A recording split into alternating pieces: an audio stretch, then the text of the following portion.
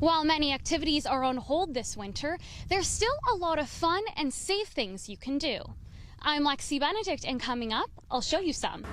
21 people connected to staff at Roberta Place have also tested positive for the virus. Dr. Gardner says this means we're on the edge of community spread. He wants to see ramped up testing to find out where else this variant may be. Reporting live at Roberta Place, I'm Lexy Benedict. Alessandra, back to you. The cost of lockdown to ski resorts is steep. And Kevin Nicol of the Ontario Snow Resorts Association says about 9,000 jobs were lost before Christmas. He says for the first time in 30 years, the industry may be seeking a bailout from the government to survive. Current lockdown conditions affecting ski hills will be in effect until January 23rd. But if that date does get extended, industry officials say they will have to look at other ways on how they will operate.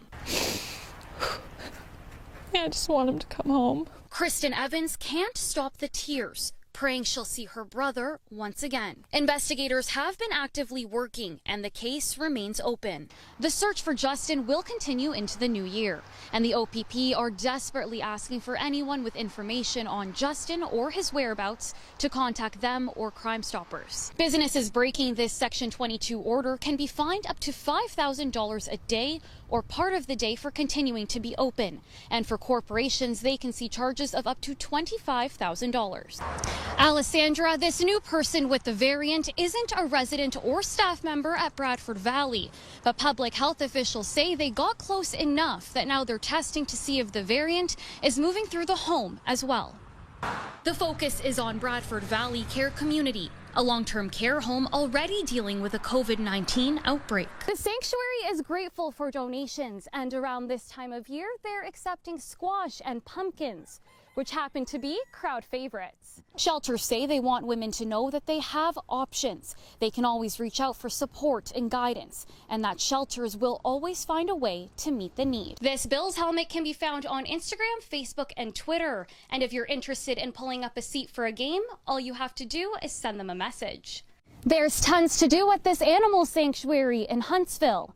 I'm Lexy Benedict, and coming up, we'll meet some of the animals and find out what they're doing for Halloween this year. With neighboring shelters also at capacity, workers at Out of the Cold are fearing the day they have to turn people away. But they say they will do everything they can to find them safe and warm alternatives. While 36 cases were reported in the Simcoe-Muskoka region today, none were in Muskoka. Today, many business owners say while red would hurt, a gray lockdown would be devastating. The health unit says as of right now, the province has decided to work on the Simcoe-Muskoka region as a whole. And if or when that position will change is unknown. What better way to beat the winter blues than to get outside? We're going skating. A little more north at Muskoka Lakes Farm and Winery, their skating trail is up and running for another season. It's 1.2 kilometers that goes around 12 acres of cranberries that we have planted out in this area.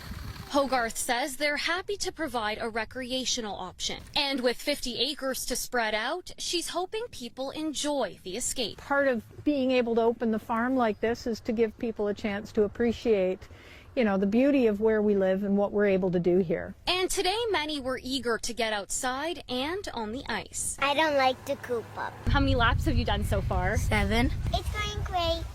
Yeah, it's going great. This trail is expected to be open until March, but as always, that is weather dependent.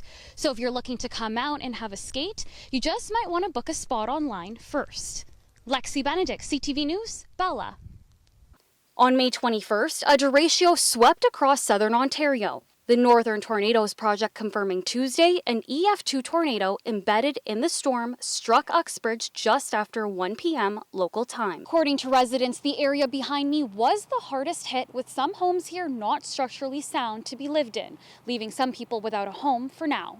Saturday's derecho left significant damage along a narrow path, with wind speeds reaching up to 195 kilometers an hour.